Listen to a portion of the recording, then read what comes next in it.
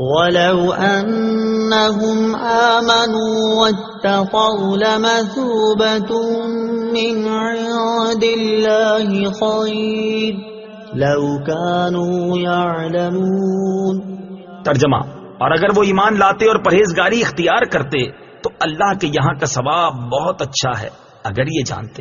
وَلَوْ أَنَّهُمْ آمَنُوا، اگر وہ ایمان لاتے۔ تفسیر صراط الجنان میں ہے، فرمایا گیا کہ اگر یہودی حضور سید کائنات صلی اللہ تعالی علیہ وسلم اور قرآن پاک پر ایمان لاتے تو اللہ تعالیٰ کے ہاں کا ثواب ان کے لیے بہت اچھا ہوتا، کیونکہ آخرت کی تھوڑی سی نعمت دنیا کی بڑی سے بڑی نعمت سے اعلیٰ ہے۔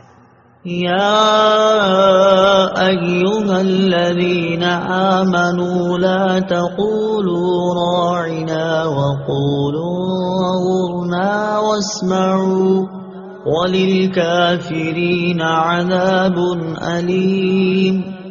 ترجمہ: اے ایمان والو، راعنا نہ کہو اور یوں عرض کرو کہ حضور ہم پر نظر رکھیں، اور پہلے ہی سے بغور سنو، اور کافروں کے لیے دردناک عذاب ہے۔ لا تقولوا راعنا، راعنا نہ کہو۔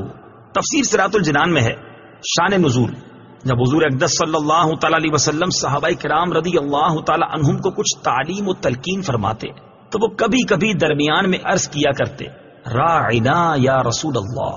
اس کے یہ معنی تھے کہ یا رسول اللہ صلی اللہ تعالی علیہ وسلم ہمارے حال کی رعایت فرمائیے، یعنی کلام اقدس کو اچھی طرح سمجھ لینے کا موقع دیجیے۔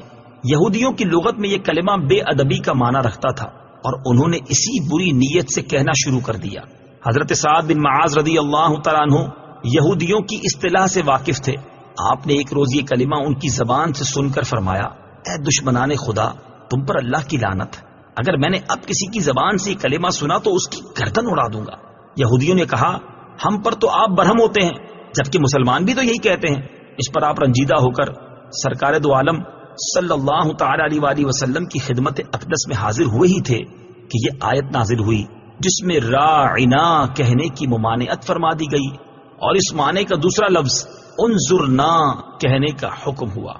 آیت یا ایھا الذین آمنوا لا تقولوا راعنا سے معلوم ہونے والے احکام۔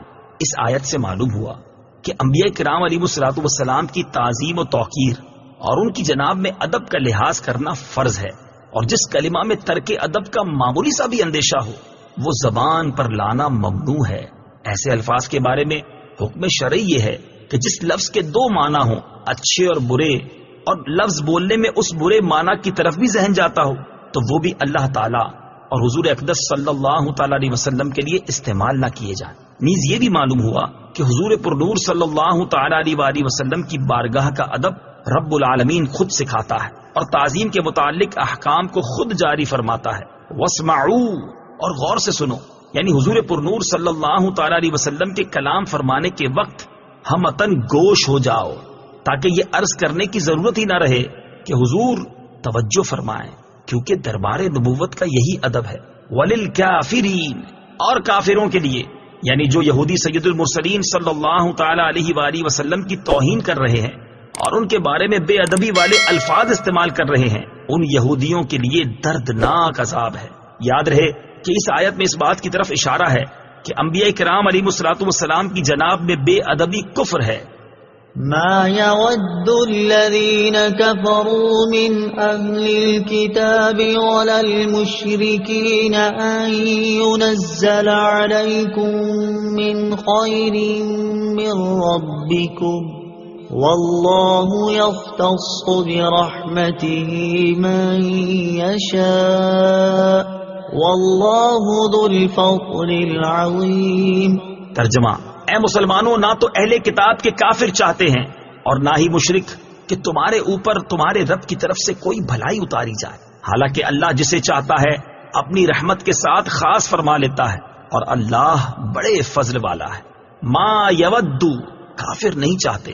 تفسیر صراط الجنان میں ہے، شان نزول: یہودیوں کی ایک جماعت مسلمانوں کے ساتھ دوستی اور خیر خواہی کا اظہار کرتی تھی، ان کی تکذیب میں یہ آیت نازل ہوئی اور مسلمانوں کو بتایا گیا کہ یہ کفار خیر خواہی کے دعوے میں جھوٹے ہیں۔